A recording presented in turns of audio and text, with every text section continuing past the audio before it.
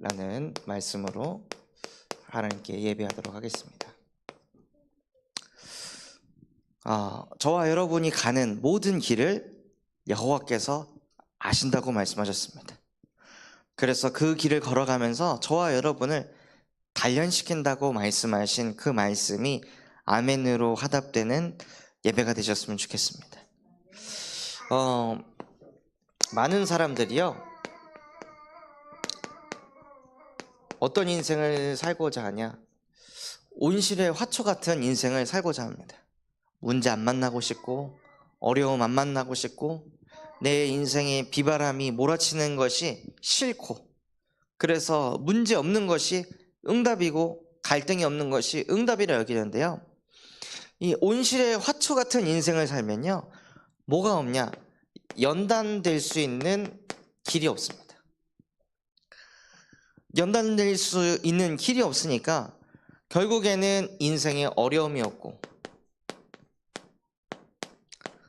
어려움이 없기 때문에 하나님의 역사를 볼 수 있는 응답을 받을 수가 없습니다. 그래서 어떻게 되냐? 어려움이 없는 인생, 응답이 없는 인생입니다. 모든 믿음의 위인들은요, 다 어려움이 있었습니다. 갈등이 있었고 외로움이 있었습니다. 그런데 많은 크리스찬들은 그 어려움을 겪고 싶지 않아 하고 그 어려움을 멀리 하려고 합니다.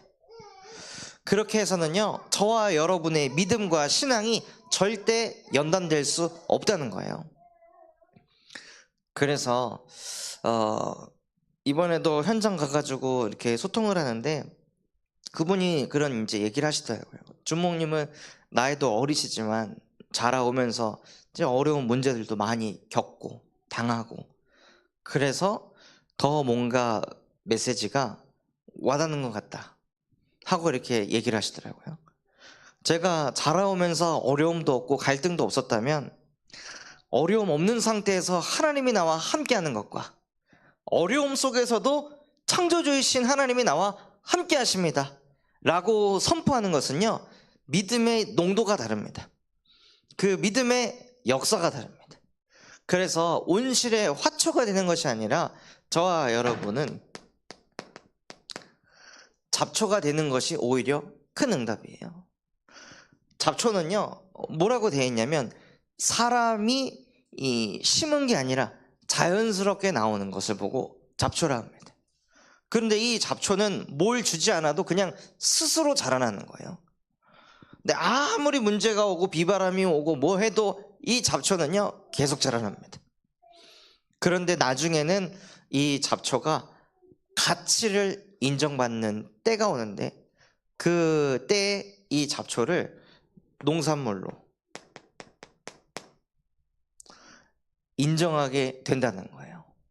지금 내 인생이 잡초 같은 인생인 것처럼 보이지만 그 잡초 같은 여정을 계속 걸어가다 보면 어느 날 그 속에서 가치가 발견되고 그 속에서 열매를 맺게 된다는 거예요. 그래서 진짜 내 인생은 왜 이렇게 잡초같이 뭐 하나 쉬운 거 하나 없고 이 비바람이 계속 몰아칠까가 아니라, 결국 이 모든 것을 통해 하나님이 나를 순금같이 되게 하려고 인도하시는 거구나 하고 하나님의 말씀을 붙잡는 인생이 되시길 바랍니다. 그래서 여호와는 우리의 마음을 연단한다고 말씀하셨습니다. 마음을 연단시켜가지고 하나님이 무엇을 하게 하려고 하시는 걸까요?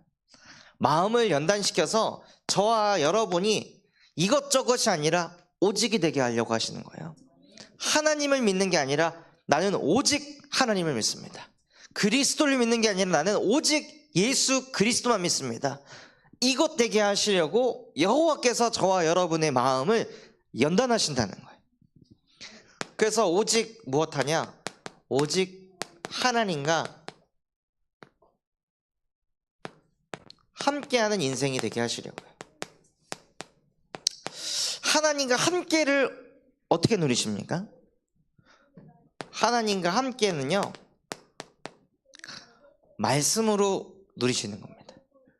복 있는 사람은 어떤 사람이냐? 오직 여호와의 말씀을 즐거워하며 주야로 묵상하는 사람. 이번 이제 수요일까지 오면서 여러분의 인생 속에 하나님의 말씀을 묵상하는 시간이 없었다면 불행한 인생인 거예요. 복이 없는 인생인 거예요. 진짜 복받은 인생은 어떤 사람이냐? 고요한 그 시간에 하나님의 말씀을 다시 읽어보고 읊조리고 묵상하는 그 사람. 그 사람이 복 있는 인생이에요. 오늘 이제 미션홈 예배를 인도하면서 하나님이 제 마음에 담게 하신 기도 제목이 무엇이었냐면, 모세가 시내산에 올라가 가지고 하나님을 대면하는데 40주야 동안 물도 마시지 않고 음식도 먹지 않고 하나님과 함께 했다는 거예요. 하나님이 어떤 분인지 알게 되고, 아, 하나님은 이런 걸 좋아하시는구나, 이걸 싫어하시는구나, 하나님은 내가 이걸 하길 원하시는구나, 막 이것을 막 알아가면서 모세가 너무 행복해가지고 내가 물을 먹었는지 밥을 먹었는지 이걸 다 잊어버릴 만큼 완전히 하나님께 몰입된 그 상태. 하나님, 저도 그 응답 누리고 싶어요 하고 이렇게 기도를 했는데, 그 상황으로 저를 인도하시더라고요. 딱 저기 4시 반에 이마트에 우리 전미정 집사님 다락방을 하고 끝나니까 5시 10분 정도 되는 거예요. 그러니까 수요예배를 준비해야 되고, 그러니까는 뭘 내려놔야 되냐? 저녁을 내려놔야 되는 거예요. 그래서 야, 진짜 하나님이 내 기도를 들으시고 진짜 저녁까지 먹지 못할 상황으로 나를 인도하셔가지고 말씀 묵상하게끔. 여기 와가지고 말씀을 묵상하는데 너무 행복한 거예요. 하나님이 내 기도에 응답하셔가지고 내 마음을 연단하셔서 밥 먹는 것도 상관없이 하나님의 말씀을 묵상하도록 나를 복 있는 사람이 되게 하셨구나. 내 마음을 하나님이 아시고 연단해 주시고 계시는구나. 내 기도에 응답하고 계시는구나. 하나님이 지금 나와 함께하고 계시는구나. 그러니까는 막 여기 안에 와가지고 너무 행복하고 너무 감사한 거예요. 그래서 이거를 누리면서 무슨 기도 제목이 생기냐면, 하나님, 정말 지금 내가 누리고 있는 이 행복, 이 감사, 이 감격이 우리 모든 성도들이 누리게 해주세요. 다른 것으로 행복한 것이 아니라 진짜 하나님 말씀을 쓰고 성경을 다시 펴서 읽어보고 그것을 읊조려 보면서 그 속에서 하나님이 어떤 분인지, 하나님이 나를 위해 무엇을 하셨는지, 나에게 어떤 말씀을 주고 계시는지, 이것을 읽고 묵상할 때 얼마나 행복한지 이것 깨닫고 누리게 해주세요. 그런 기도 제목을 주시더라고요. 그래서 진짜 오직의 응답을 누려야 되는데요, 역대하 20장 12절에 여호와여, 어찌하여 저들을 벌하지 아니하십니까? 저 많은 군대들이 몰려오는데 우리가 저들을 어떻게 감당해야 되겠습니까? 나는 어떻게 해야 될지도 모르겠습니다. 오직 나는 주만 바라나이다.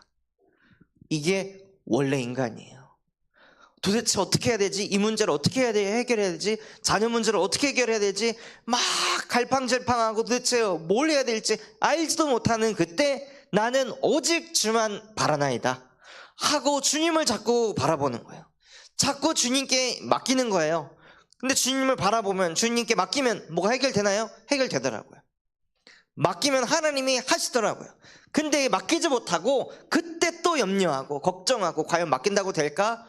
주만 바라본다고 될까? 지금 이 상황 속에서, 이 현실 속에서 계속 오직을 못하게 한다는 거예요.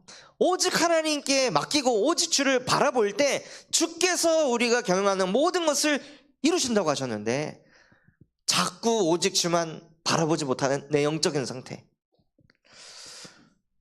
또 시편 4절에서 8절 말씀을 한번 같이 볼까요? 시편 4절에서 8절.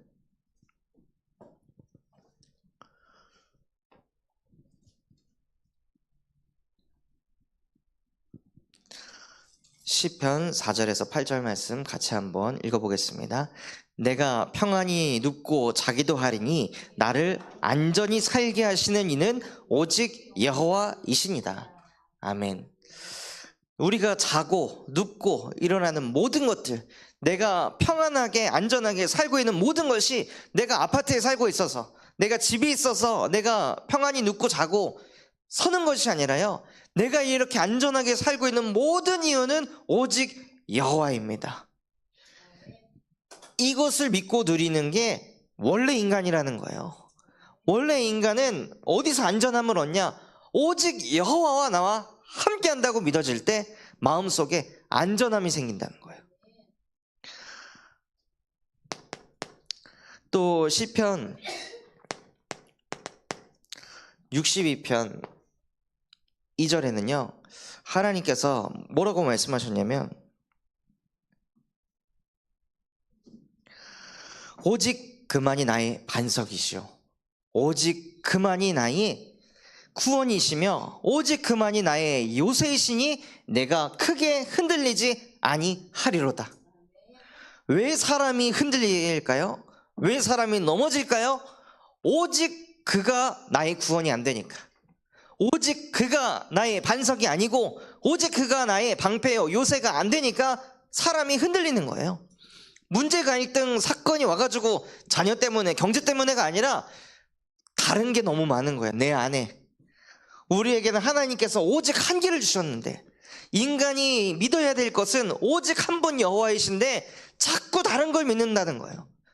오직이 되도록 저와 여러분은 하나님께서 하나님의 형상으로 창조하셨는데 오직이 안 돼, 다른 길, 자꾸 다른 방법, 이거 찾고 있으니까 우리의 인생이 크게 흔들리는 거예요.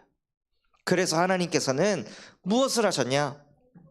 오직이 안 되는 우리에게 오직이 되게 하시려고 사도행전 4장 12절, 천하 사람 중에 구원받을 만한 다른 이름을 우리에게 주신 적이 없느니라. 우리가 하나님께 오직 할 수 있는 유일한 길은 예수께서 이르시되 내가 곧 길이요 진리요 생명이니 나로 말미암지 않고는 아버지께로 올 자가 없느니라. 예수 아니고서는 오직 할 수 없습니다. 예수를 통해서만, 우리에게 예수가 그리스도가 될 때만 인간이 뭐가 되냐? 오직이 되는 거예요. 그래서 그 예수께서 그리스도가 되실 때 음부의 권세가 너를 이기지 못하리라. 그 음부의 권세가 자꾸 뭐하냐? 오직을 못하게 한다는 거야. 오직 주만 못 바라보게 하고, 오직 주만이 나의 요새시요 오직 주만이 나의 방패시요 오직 주만이 나의 구원이시니이다. 이거 못하게 하는 게 음부의 권세예요. 그래서 진짜 예수 그리스도의 복음을 통해 오직의 응답을 누리는 인생이 되시길 바랍니다. 그래서 저와 여러분이 오직 하나님과 함께가 되면요, 우선순위가 바뀌어요. 우선순위가 어떻게 바뀌기 시작하냐? 은혜부터 받습니다. 은혜부터 받으려고 합니다.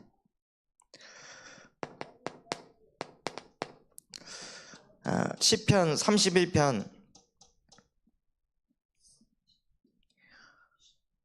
9절에 보면요, 여호와여 내가 고통 중에 있사오니 내게 은혜를 베푸소서.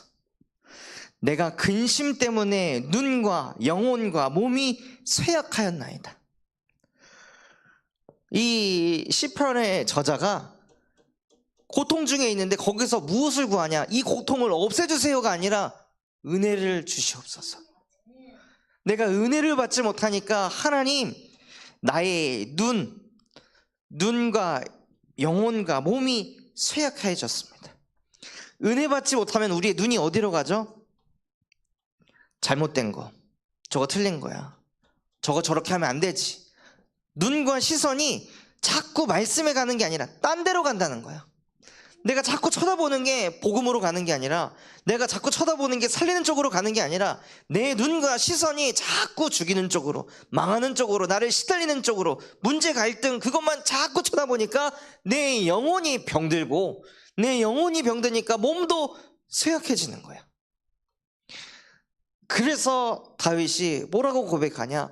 여호와여 내가 고통 중에 있사오니 나에게 은혜를 베풀어 주시옵소서 하고 뭐라고 얘기하냐? 내가 근심 때문에 은혜를 받지 못하니까 마음에 근심이 계속 오는 거예요. 근심이 왜 생기냐? 주만 안 바라보니까. 근심이 왜 생기냐? 오직 주만이 나의 반석이요 요새이시며 그 주만이 나의 피난처가 안 되니까 근심이 자꾸 오는 거예요. 하나님의 말씀이 사실은 안 믿어지니까 근심 걱정이 자꾸 찾아오는 거죠.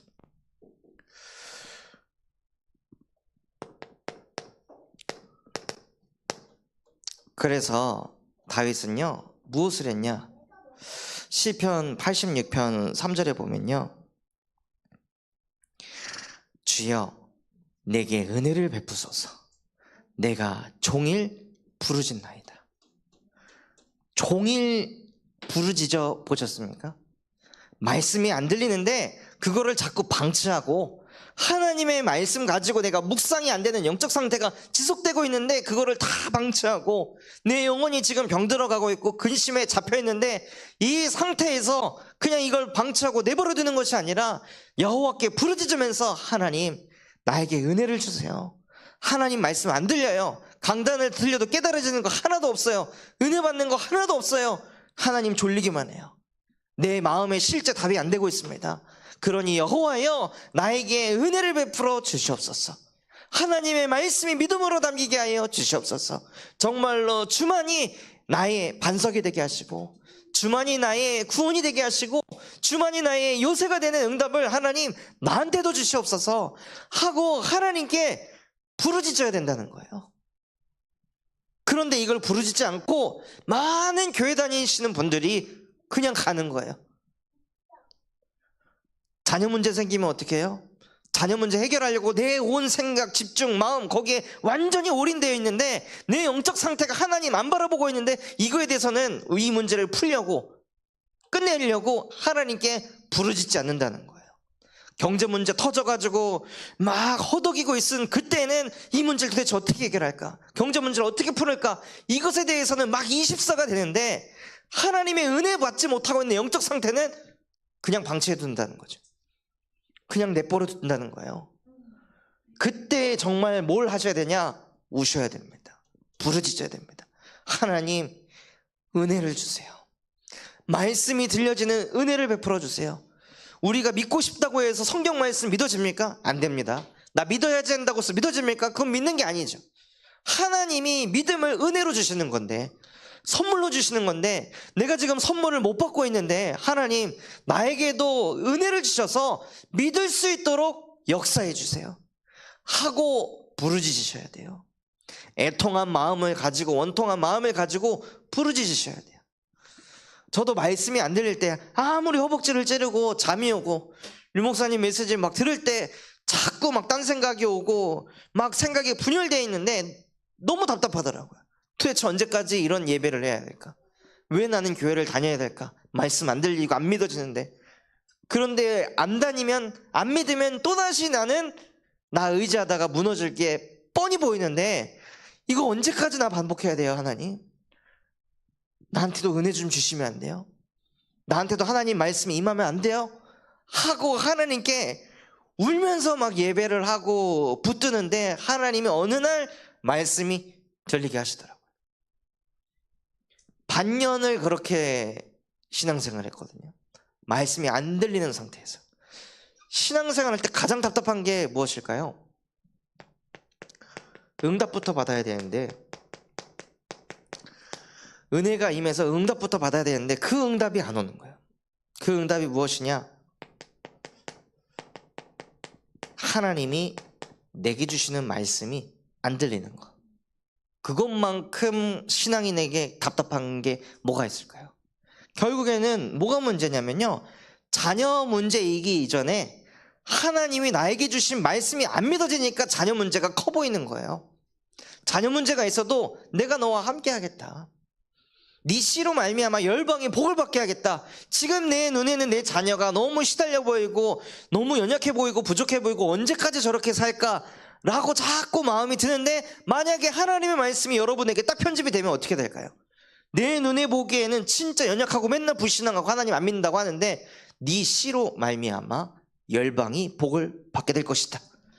이것을 여러분이 하나님의 음성으로 들어버리면은 끝나는 건데, 이게 안 되니까 사실 자녀 문제가 커 보이는 거란 말이에요.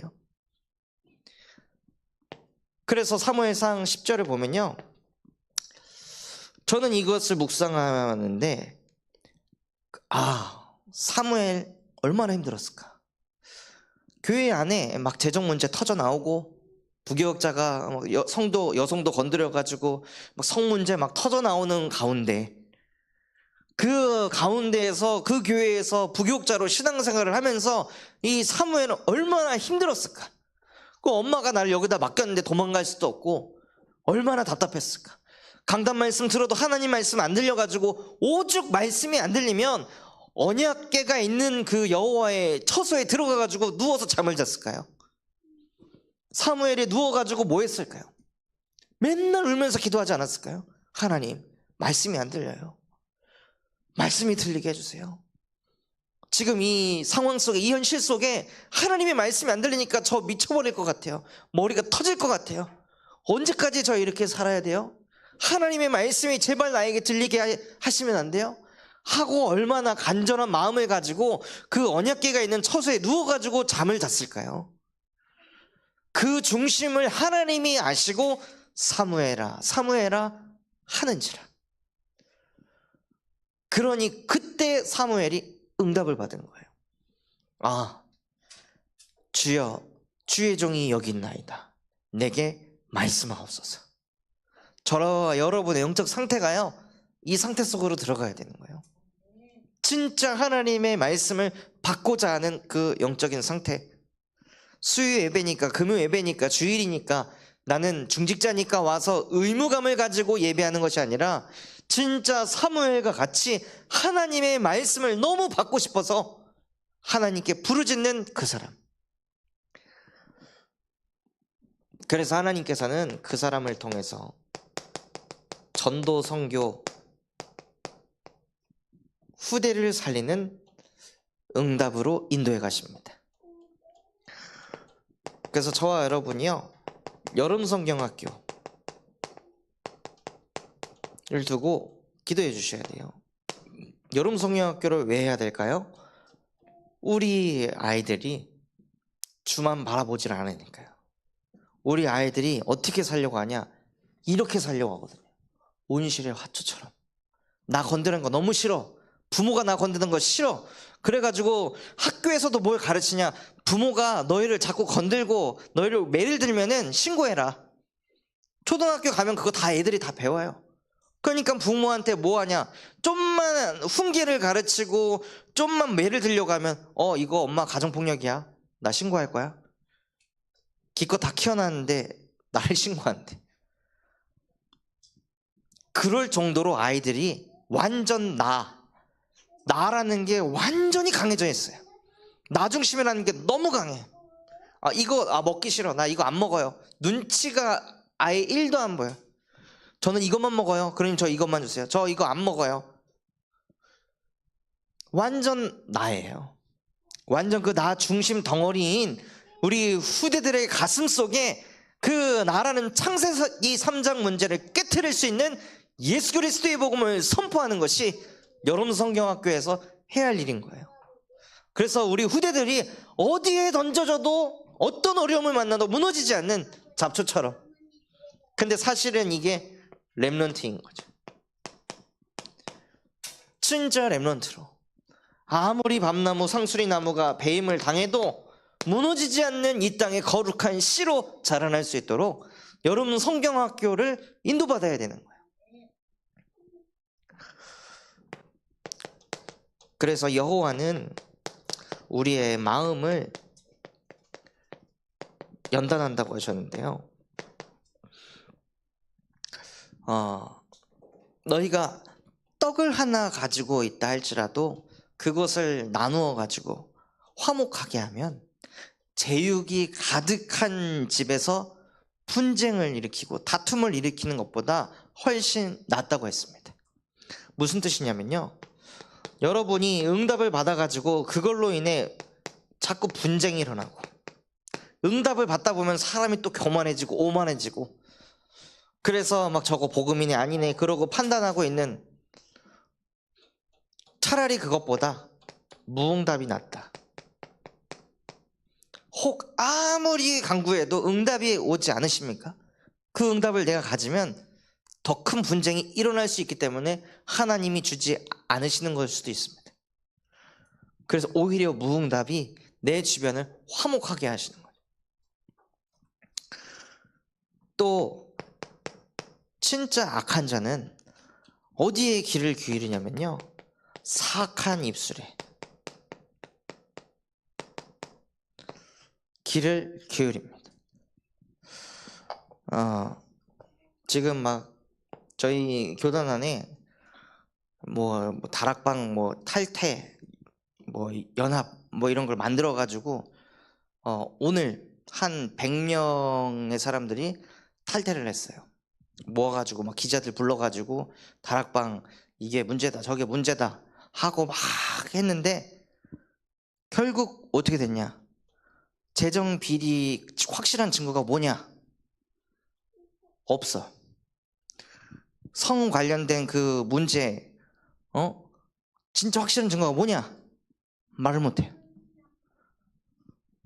그리고 이런 사악한 입술에 얻어 걸려가지고 끌려갔던 사람들이 자기는 자기 이름이랑 교회랑 다 밝혀질 줄 몰랐던 거예요.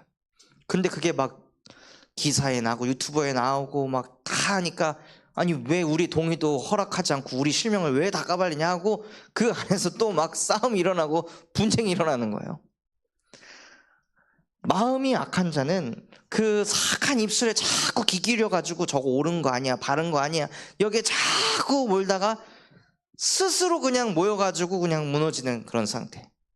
그래서 오히려 이 사람들이요, 명예훼손죄로 지금 고소당해가지고 지금 경찰서 지금 끌려다니고 있어요.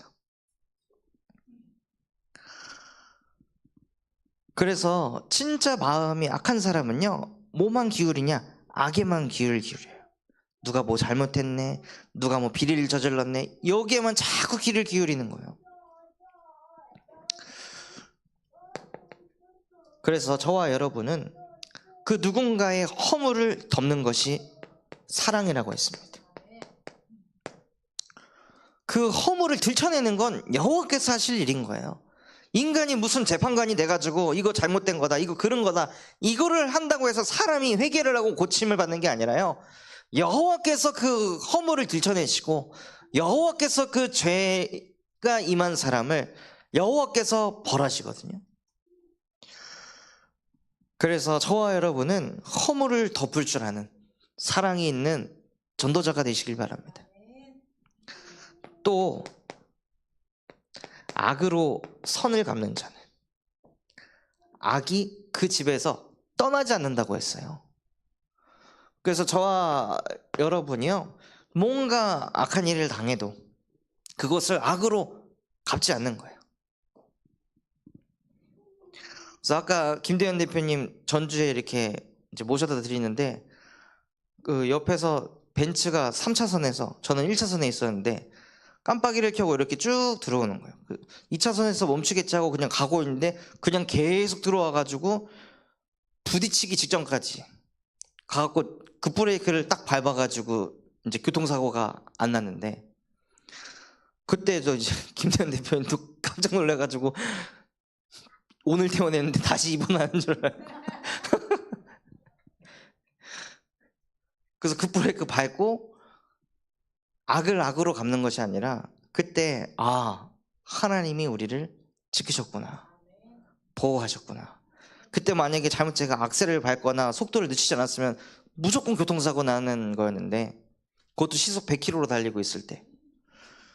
그래서 딱 하나님께서 진짜 우리를 지키시고 보호하시는구나. 그것도 이제 포럼하고, 다행히 제가 이제 복음 전한 그분 앞에서 육두문자를 날리고 쌍욕을 하지 않도록 하나님이 저의 입술을 지켜주셔서 너무 감사하더라고요.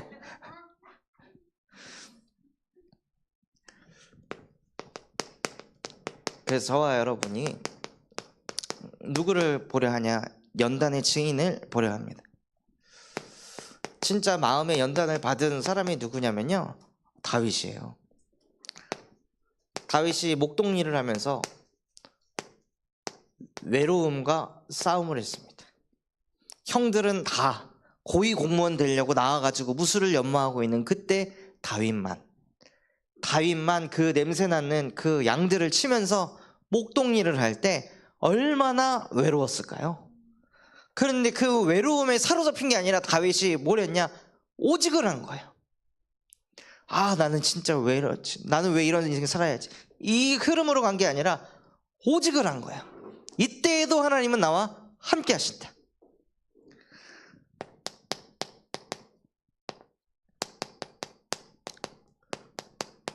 그러다 다윗이 무슨 일을 겪게 되냐면 지명수배자의 인생을 살아요. 그것도 10년이 넘도록 계속 쫓기니까 얼마나 다윗의 마음에 두려움이 있었을까요?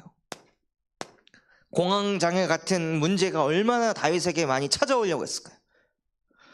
그리고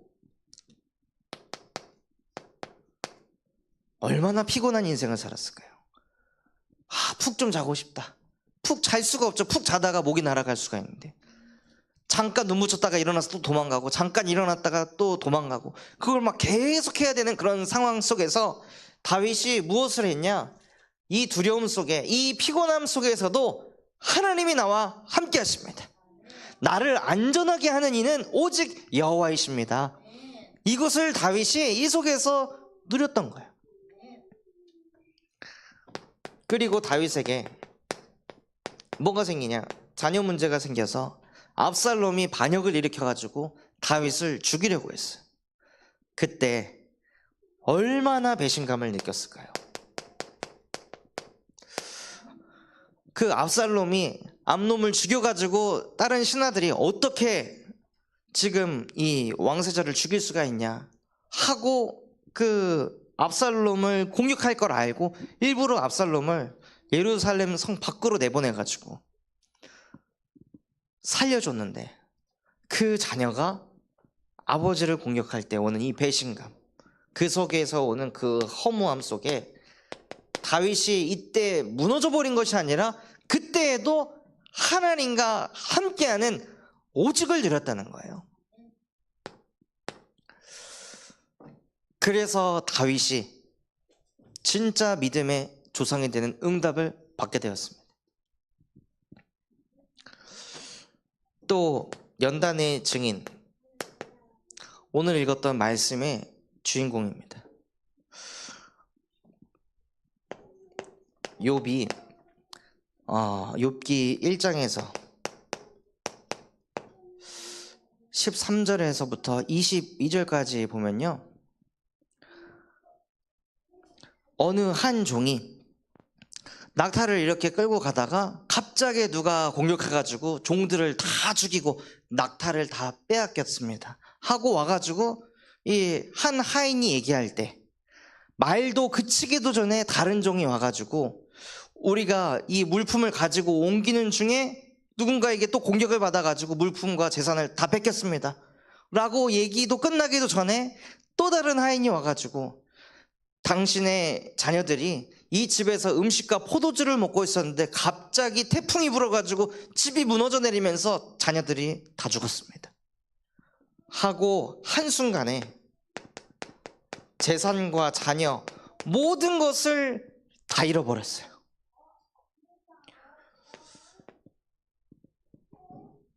자녀만 잃은 게 아니라 내가 읽어놓은 모든 재산까지 싸그리 다 한순간에, 그냥 하루도 아니고 한순간에 모든 게 다 사라져버린 거예요.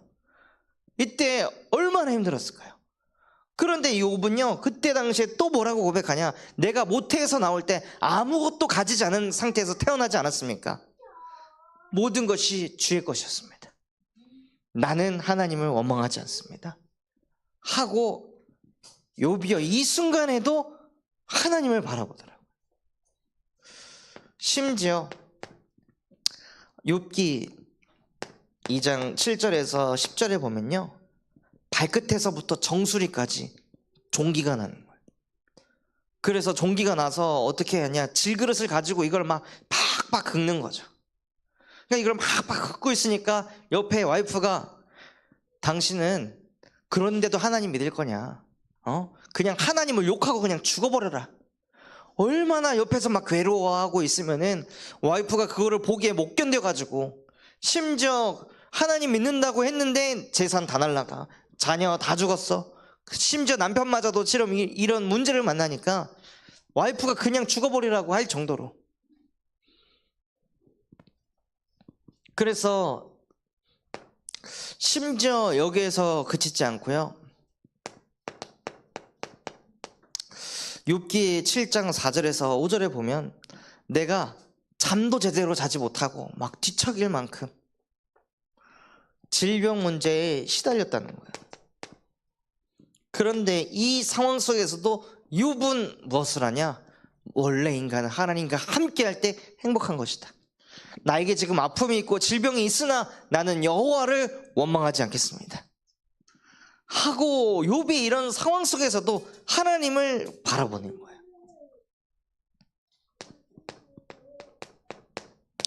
그런데 이 질병 문제가 얼마나 간지 아세요?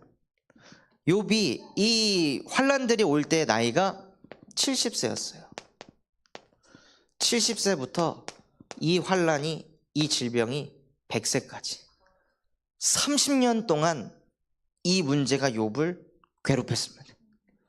그런데도 욥은 무너지지 않았어요. 그리고 나서 30년이 지난 그 후에 하나님께서 욥의 재산을 갑절로 부어주시고, 욥이 그 이후로, 이 100세 이후로요, 몇 년을 살았냐? 140년을 더 살았습니다.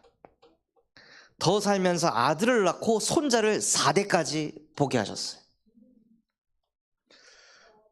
그래서 하나님께서는요, 이 모든 과정을 연단한 욥에게 갑절의 축복을 주셨습니다. 재산도 자녀도 건강도 모든 것을 다 회복시켜가지고 모든 축복을 다 쏟아부으셨어요. 그래서 정말 저와 여러분이요, 이 욥과 같이 지금 현재 이 흐름 속에 있다고 절망하거나 좌정하거나 하나님을 원망하는 것이 아니라 진짜 욥처럼 더욱더 오직 속으로 들어가는 은혜가 있으시길 바랍니다. 연단의 증인이 누구냐? 바울이에요. 고린도전서 2장 3절에 보면 내가 너희와 함께 할 때 내가 약함으로, 자기 자신이 약하다 그랬어요. 그런데 그 약함을 두고 바울이 하나님께 집중해서 기도하는데요, 하나님께서 뭐라고 하셨냐? 네 은혜가 너에게 이미 족하다. 이미 너는 다 받았다. 그러면서 바울이 무엇을 깨닫냐? 내가 약한 것 그때에 강함이 되신다. 오히려 이 약함을 통해 바울은 뭐가 약했냐면요, 바울은 간질을 가지고 있었습니다. 그래서 막 거품 물고 쓰러지고, 또 뭐 다른 얘기로는 눈에 자꾸 뭐가 나기도 하고, 또 말라리아 병을 앓기도 하고, 이런 온갖 질병들을 바울이 다 가지고 있었던 상태인 거예요. 근데 이 질병이, 이 약함이 치유가 안 되는데도 하나님께서는 바울을 통해 세계복음화를 이뤄가셨어요. 왜 가능하냐? 약하니까. 강했으면 하나님 안 바라봤을 텐데 자기가 너무 약하거든요. 자기가 너무 부족하거든요. 그러니까 나는 오직 하나님과 함께하지 않으면 안 되는 인생입니다 하고 바울이 계속 하나님을 붙고 하나님의 은혜를 구하고, 그래서 말씀이 바울에게 살아 역사하니까 하나님의 바울을 통해 세계복음화를 이뤄가셨어요.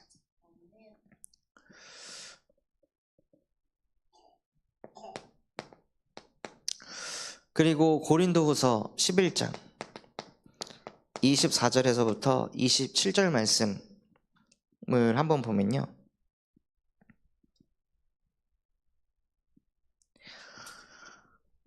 바울이 뭐라고 고백했냐면, 유대인들에게 40에서 하나 감한 매를 5번 맞았으며 3번 태정으로 맞고 1번 돌로 맞고 3번 파선하고 일주야를 깊은 바다에서 지냈으며 여러 번 여행하면서 강의 위험과 강도의 위험과 동족의 위험과 이방인의 위험과 신의 위험과 광야의 위험과 바다의 위험과 거짓 형제 중에 위험을 당하고 또 수고하고 애쓰며 여러 번 자지 못하고 줄이고 목마르며 여러 번 굶고 춤고 헐벗었노라. 그럼에도 불구하고 바울의 고민이 무엇이었냐? 교회를 걱정하는, 교회를 염려하는 그 가슴을 가진 전도자였습니다. 내가 당한 고난, 내가 당한 이 모든 문제, 이것과 상관없이 나는 교회 살릴 거야 하고 오히려 이 악조건 속에서도 바울은 하나님과 함께하는 은혜를 받았습니다. 그리고 악조건을 넘어서 복음을 전한다는 이유로 교도소에도 들어갑니다. 그런데 이 교도소 안에서도 바울이 오직 하나님을 바라보니 교도소 안에서도 하나님이 전도운동을 일으키시는, 그래서 정말 이 연단의 증인이 우리들에게 롤모델이 돼서 저와 여러분 또한도 이 증인의 대열에 있기를 기도하겠습니다. 오늘 마음을 연단하는 전도제자, 하나님께서 저와 여러분의 마음을 연단하시기 위해서 무엇을 하시냐면요, 하나님의 인도가 있습니다. 하나님이 저와 여러분을 어디로 인도하시냐? 마음을 연단하기 위해서 홍해 앞에, 그리고 홍해 앞에 뒤에는 애국 군대가 있는 이런 상황과 현실로 저와 여러분을 인도하신다는 거예요. 이때가 어떤 상황이에요? 앞에 홍해가 막고 있으면 뒤로 돌아가야 되는데 뒤로 돌아가지도 못하는 그런 상황인 거예요. 절망적인 상황.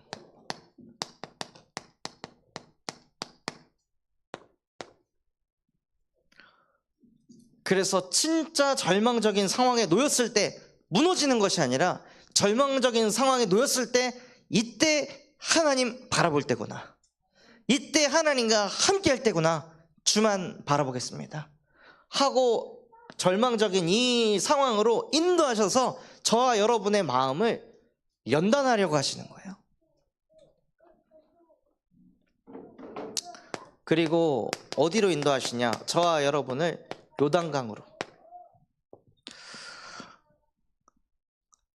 요단강은 뭐 해야 되죠? 지나가야 되는 곳입니다. 근데 이 요단강이 갈라지질 않으니까 자꾸 뭐 하게 되냐? 주저앉게 되는 거예요.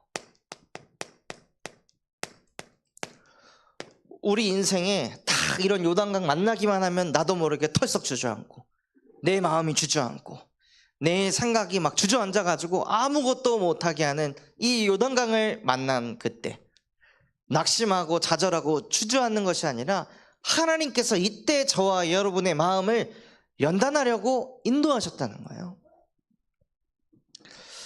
또 우리 인생에 여리고를 만났을 때요, 이 여리고가 무너져야 되거든요.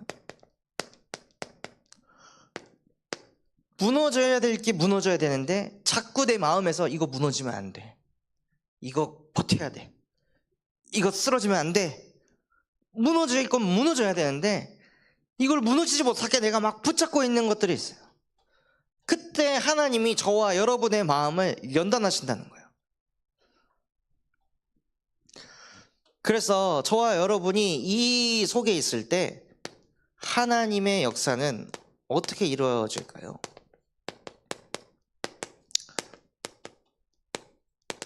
하나님이 이때 어떻게 역사하시냐? 출애굽기 3장 9절에 가라, 다른 말을 하지 않습니다. 가라고 하십니다. 홍해로 그냥 가라, 요단강으로 그냥 가라, 안 무너지는 여리고 성으로 그냥 가라.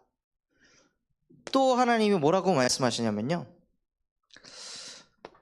마태복음 28장 18절에서 20절에 하늘과 땅의 모든 권세를 내가 가졌으니, 그 내가가 주체가 누구죠?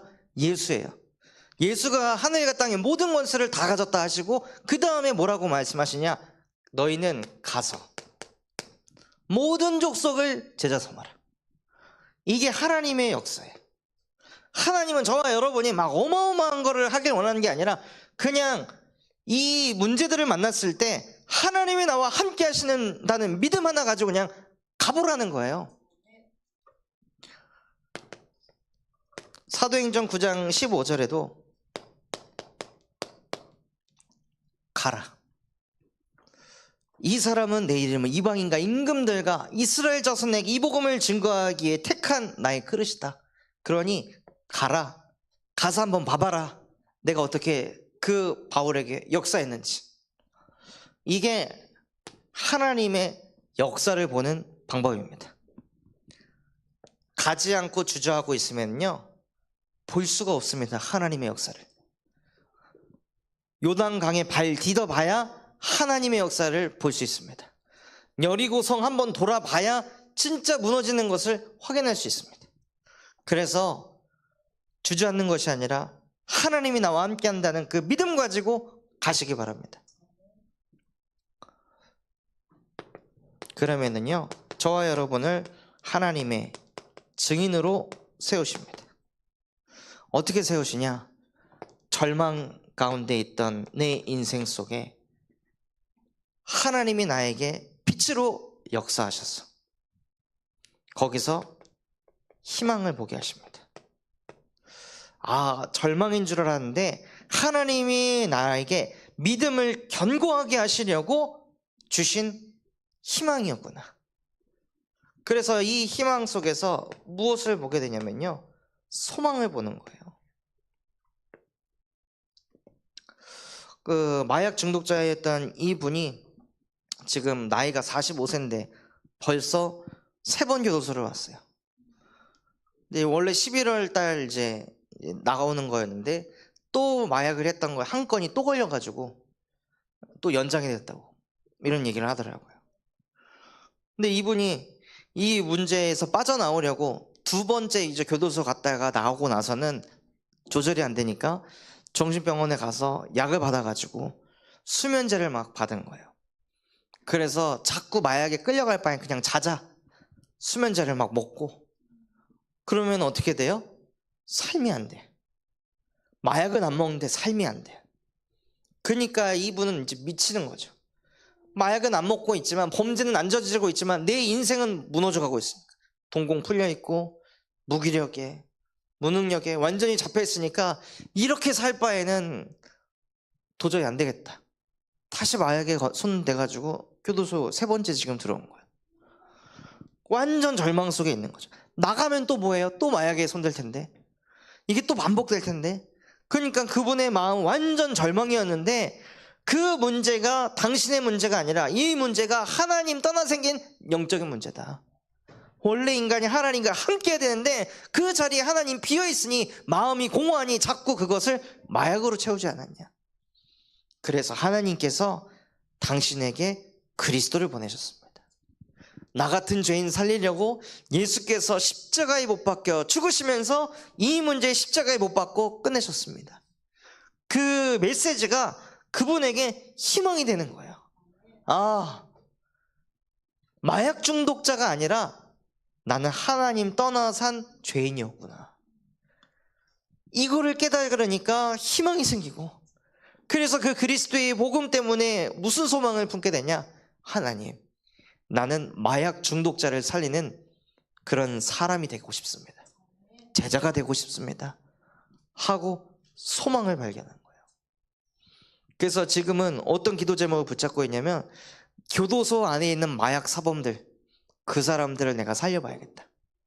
그래서 당신이 그 교도소 안에서 그 응답을 받으시면 나중에 출소하셨을 때 마약 퇴치 운동본부에 제가 갈 수 있게 길을 열어드리겠다고. 저랑 같이 마약 중독자들을 살리는 사역하자. 너무 기뻐하고 좋아하는 거예요. 그리고 우리도 모르게 자꾸 주저함을 가지고 그 문제만 만나면 자꾸 주저앉게 되고 영적으로 다운되고, 그 속에서 하늘과 땅의 모든 권세를 가지신 그리스도께서 나와 함께하기 때문에 하나님 도전하겠습니다 하고 도전할 때 뭐가 오냐? 응답이 오는 거예요.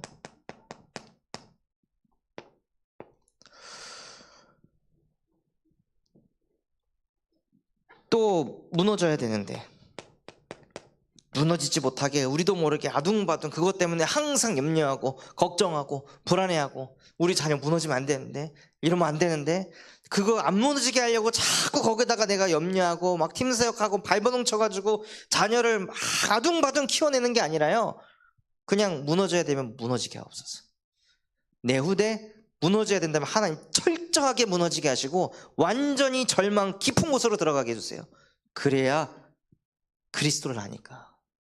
완전히 무너져 봐야 복음 아니면 나 안 되는구나, 이거를 철저하게 깨달아야 우리 후대들이 오직 복음 하니까.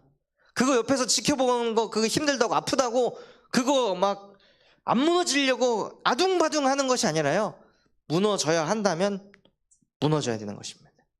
그게 내 자식일지라도 무너져야 한다면 무너져야 하나님 앞에 엎드립니다. 오히려 무너지려고 하는 것이 무엇이냐? 여러분의 기도 응답일 수도 있는 거예요.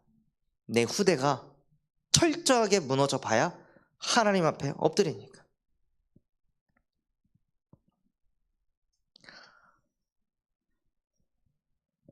그래서 저도 이번에 우리 대현 대표님 이렇게 보면서 입원까지 하시고 막 그 원래 몸무게가 84kg였는데 병원 가서 재보니까 93kg가 된 거예요. 몸이 다 부어가지고 복수가 차고 몸이 막 땡땡 부어갖고 8kg, 9kg가 갑자기 훅 늘은 거죠. 이번에 퇴원할 때 다시 몸무게 재니까 84kg. 근데 제가 그런 모습들을 보면서 하나님이 내 기도에 응답하셨구나. 이분이 진짜 복음 앞에 완전히 엎드리지 않으면 하나님 안 됩니다. 계속 기도했는데 하나님께서요, 엎드리지 않으면 안 되는, 완전히 무너져야 하나님 바라보는. 그래서 무너지고 나니까 뭐가 오냐? 평안이 오는 거예요, 그분의 마음에.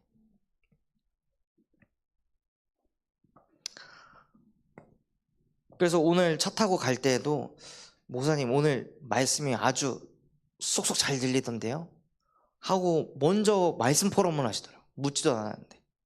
저도 그래서 모세처럼 하나님을 자꾸 가까이 하고 하나님으로 행복한 그걸 자꾸 강구해 보겠습니다. 그래서 무너질 게 무너지면요, 여러분에게 평안이 임하고 오히려 하나님께서 갑절로 응답하실 줄 믿습니다. 욥이 그랬던 것처럼. 그래서 결론으로 저와 여러분이 연단된 만큼 뭐가 오냐면요, 응답이 오게 돼 있습니다. 저와 여러분이 복음으로 연단된 만큼 응답이 오게 되고, 그 응답만큼 뭐가 열리냐? 전도의 문이 열립니다. 즉 무슨 뜻이죠? 하나님이 여러분의 마음을 연단하시는 모든 이유는 영혼 구원을 위해서 이루어 가시는 겁니다. 그래서 모든 것이 합력해서 선을 이루어 가는데, 그 선이 무엇이냐? 사람을 살리는 것.